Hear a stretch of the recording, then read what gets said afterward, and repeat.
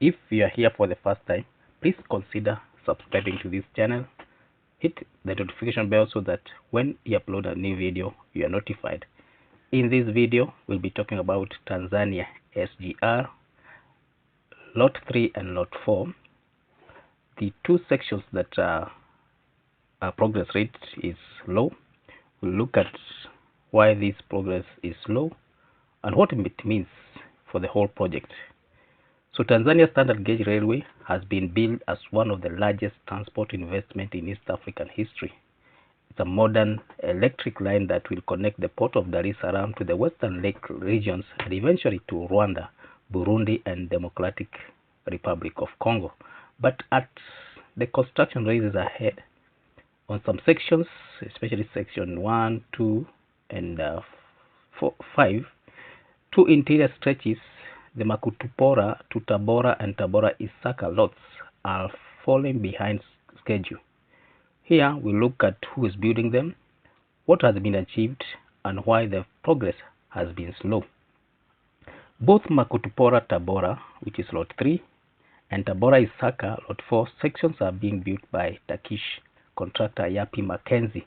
This is the same contractor that is building the SGR Lot 1 and 2, Dar es Salaam to Morogoro and Morogoro to Makutupora. Lot 3 runs about 294 kilometers from Makutupora near Dodoma to Tabora. Lot 3 or Lot 4 stretches roughly 130 to 165 kilometers from Tabora to Isaka, depending on how much branches and intersections are counted. Lot 3 was awarded at about US dollars 1.9 billion or roughly 4.4 trillion Tanzania shillings. Lot 4 signed later in 2022 for around 900 million US dollars, equal to about 2.1 trillion shillings. These figures come from official announcement by Tanzania Railway Corporations and project records. When did the project begin and what has been achieved so far?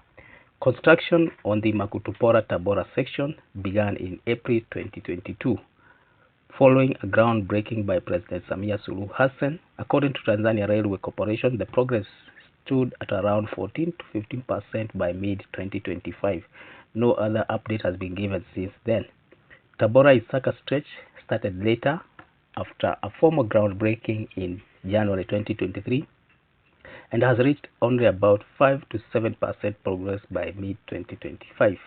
Most of the work so far has focused on land clearance, camp construction, and early bridge and earthwork foundation. What do these contracts include? Each contract goes far beyond laying track. They include major civil work and such as embankment, cuttings, drainage, and flood control. There's bridge, culverts, and crossing over rivers and flood plains. There are rail and track components, including sleepers, ballast, and welded rails. Passenger and freight stations, depots, and maintenance yards are other components. We have electrification and signaling system, which are under a subcontract, with Linux, access roads, fencing, and environmental settlement programs required under the Environment and Social Impact Assessment. These are complex, multi-layered engineering projects that require synchronized delivery of civil, electrical, and mechanical systems. Why is progress slower than expected? Several factors explain the delay. One, we have the financing and cash flow problems. The biggest obstacle has been the irregular funding of this project. Parliamentary committees and local media have reported that disbursement to contractors has been slow, forcing Yapi Mackenzie to halt or reduce activity on some sites. Yapi Mackenzie is the contractor who is doing these roads. This project, these lots. And this slow disbursement have forced Yapi Mackenzie to halt or reduce activity on some sites. When payments stall, machinery is idle and crews are demobilized, pushing back the schedule. We have the second factor, which is government sequencing and priorities. Earlier phases, especially the coastal and lake region lots, received priority funding. These sections connect major population center and provide visible progress, making them politically and economically attractive. The central section, although vital, was scheduled later and began under tighter budget conditions. Then we have the engineering and logistics complexity. Makutupora Tabora corridor runs through challenging terrain and long supply routes. Moving equipment, aggregates, and construction materials from the coast to the inland camps takes time and money. The terrain includes hills, wetlands, river crossings, all of which demand careful engineering. Then we have contractor overload, and this is one that has been cited by so many. Yapi Mackenzie is building several SGR sections at once. Managing multiple contracts and workforces has stretched its resources, limiting how fast new phases can advance. This is a logistical challenge rather than a question of capability. The company has a strong performance record on earlier lots, Lot 1 and Lot 2. Then we have land acquisition and compensation. The route crosses settled farmland and towns. Completing the required resettlement action plans and compensating the landowners has taken longer than expected, delaying access to full construction corridors. Then we have supply chain and weather disruption. Long rains and global shipping delays have slowed the arrival of materials, further affecting the time. So these are some of these reasons that have been cited why, although these lots were started late, their progress has been rather slow when we compare them to other lots, especially those that are being done by the Chinese companies. So these are some of the factors that has been cited or have been cited to explain this slow progress of this. So one question that is appearing is emerging is Yapi Mackenzie slower than other contractors in comparison with Chinese firms who are building Lot 5, especially Isaka Mwanza, and Lot 6, which is Isaka to Kigoma. Yapi Mackenzie section do appear to be moving slower, especially these two lots, Lot 3 and Lot 4. However, even some Lot 1 and Lot 2, they didn't move as fast as people expected.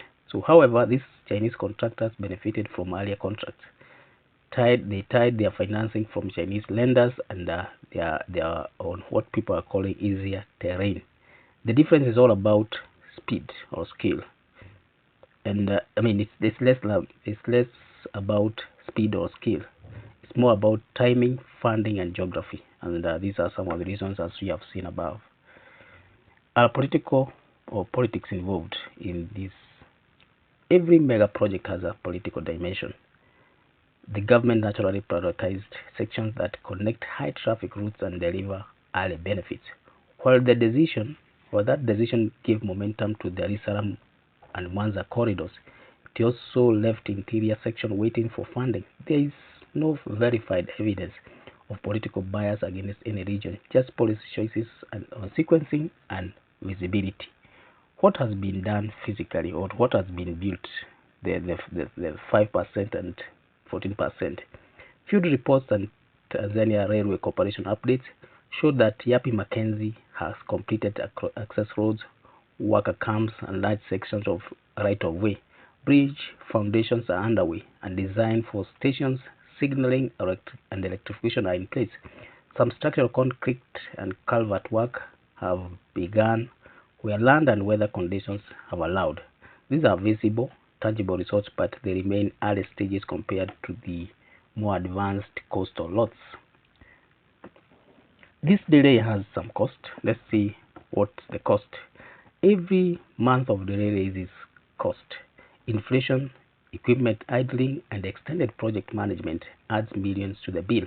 More importantly, the SGR cannot deliver its full economic potential until the interior link between Makutupora and Isaka is complete. That means goods will still move by road. Government losses are expected when freight revenue is not realized, and Tanzania plans to open the corridor to neighboring countries will remain on hold.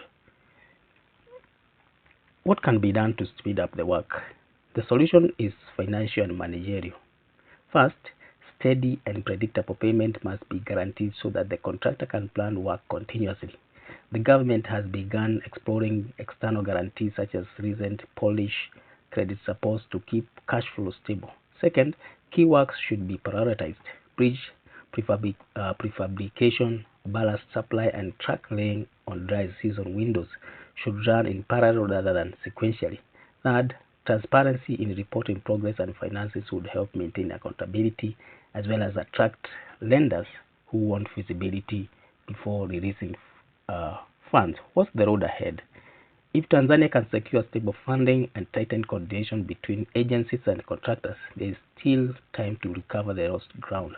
Engineering capability exists. The challenge is financial discipline and logistical planning. In conclusion, we can say that the Makutupora to Tabora and Tabora to Isaka sections form the backbone of Central SGR corridor. They are technically demanding, financially heavy, but they are also very essential for this corridor. The delay are not caused by incompetence, as some have said, but by realities of cash flows, terrain, and timing. These are normal project management constraints. Finishing these sections will determine whether Tanzania SGR becomes a complete functional network or a collection of disconnected lines. The way forward is clear.